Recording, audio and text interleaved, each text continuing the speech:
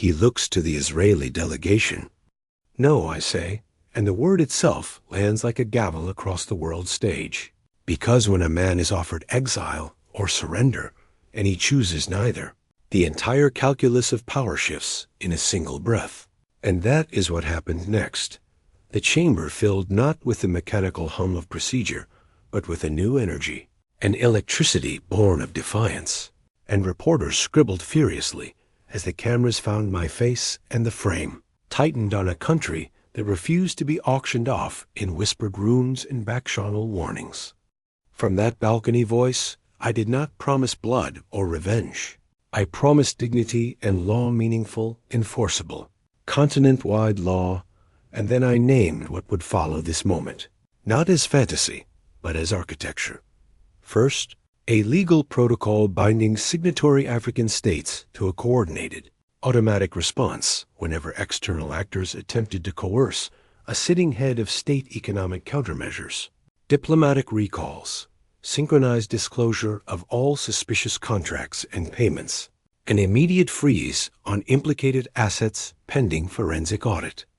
Second, a continental intelligence sharing pact that would break the monopoly of foreign surveillance by building African ground truth satellites, coastal listening posts, encrypted intracontinental fiber, and an African cyber defense command to keep our communication sovereign. Third, an economic firewall to be constructed from the ground up, accelerating intra-African clearing systems, fast-track approvals for regional barter agreements, expanding the African payment corridor so that sanctions imposed by any outside power could not asphyxiate our markets overnight. Fourth, a public accountability regime to shine sunlight on every concession, contract, and permit signed in our name, because secrecy is the engine of plunder and transparency is the first line of defense. And fifth, an investment in our human capital so profound that the old lies about dependency would die of embarrassment. Scholarships, technical exchanges with our diaspora, prioritized procurement from African small and medium enterprises, and a continental development bank retooled to finance dignity rather than conditionality. These measures, articulated that night and moved quickly from speech into statute, were not rhetorical flourishes but operational plans, and their deployment changed how capitals across the globe negotiated with Africa. No longer could a whispered threat in a private office produce immediate capitulation. No longer could a foreign corporate lobby write the conditions of our governance in an offshore trust. Instead, the new rules required three things: public scrutiny, regional consent, and demonstrable benefit to the people affected, and if any outside actor refused those terms, the consequence would be measured, predictable, and immediate. If you cut us off from dollar clearances, we would deploy regional credit lines. If you threatened to freeze contracts, we would publicize your clauses and invite global auditors. If you whispered about regime change, we would name your intermediaries and follow the money until the laundering stopped. And if you moved men in the night, we would move the law in the day. The result of this pivot was not merely survival for Burkina Faso. It was a contagion of confidence. Within weeks, African parliaments that had previously accepted executive secrecy began demanding full disclosure on negotiated terms. Civil society organizations, once marginalized, were handed seats at negotiation tables as watchdog partners. University law clinics launched independent condensations of every strategic contract so that students could learn not only the law, but the architecture of bargaining against predation. Diaspora networks that had been passive contributors became active partners. They offered capital, expertise, and logistical support to build alternatives to predatory deals. In markets from Accra to Addis, traders recalibrated, and entrepreneurs launched ventures.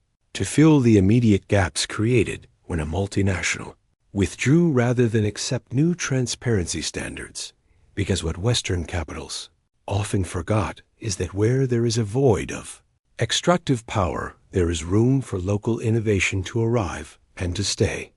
The international reaction was predictably messy and instructive. Some governments leaned in to punish, threatening credit downgrades and instability ratings. Others, pragmatic and nervous, sought bilateral renegotiation on terms that matched the new African baseline.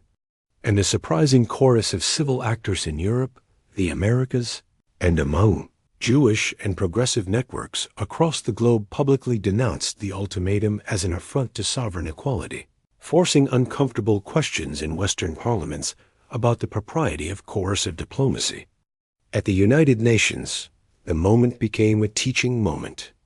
I was invited to address the General Assembly not as a pariah, but as a plaintiff of a new doctrine. Coercion is not a tool of diplomacy. It is the antithesis of law. It was there, under the flags of the world, that the narrative turned most sharply.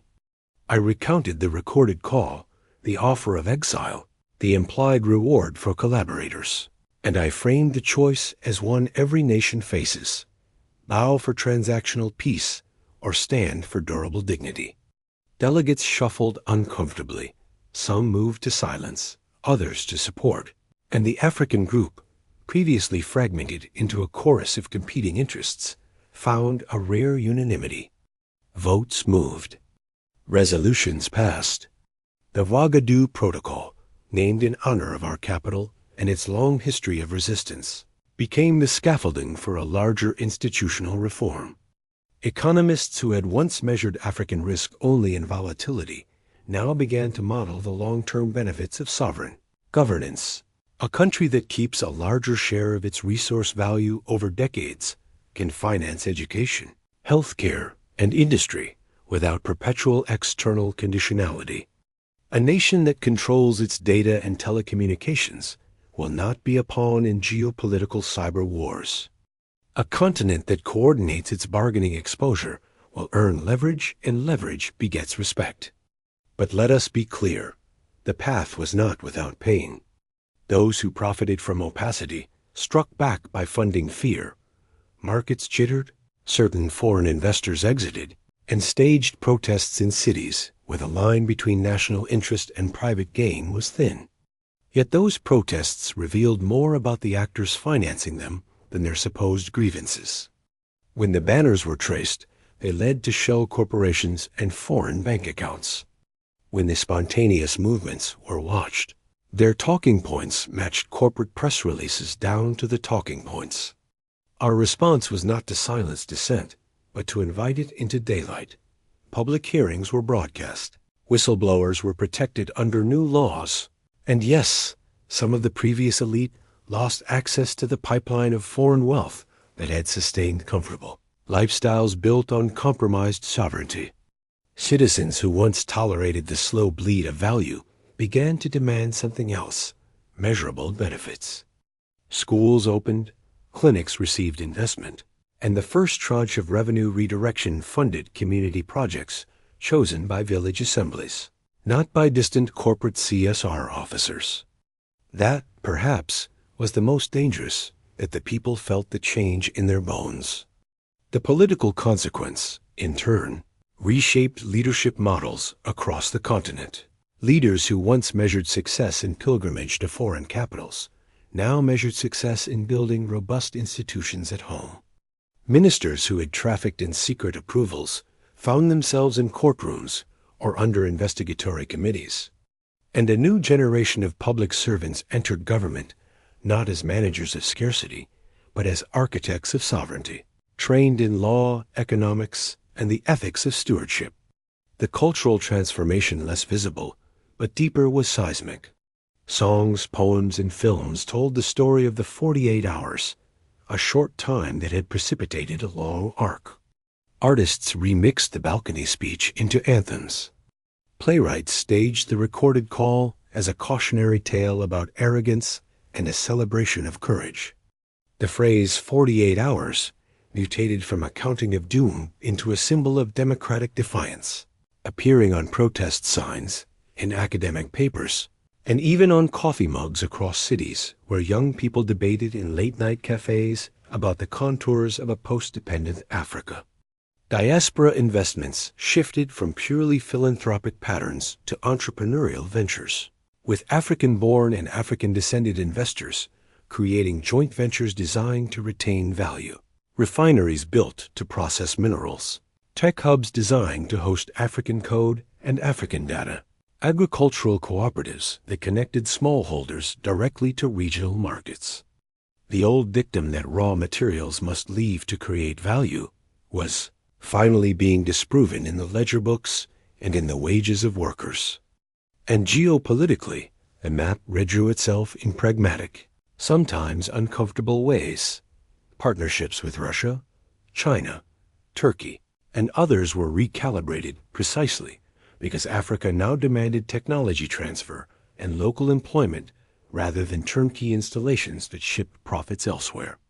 Some Western firms adapted and invested into joint ventures that met the new standards, while others left, replaced by African entrepreneurs or by state enterprises that prioritized national development over immediate returns.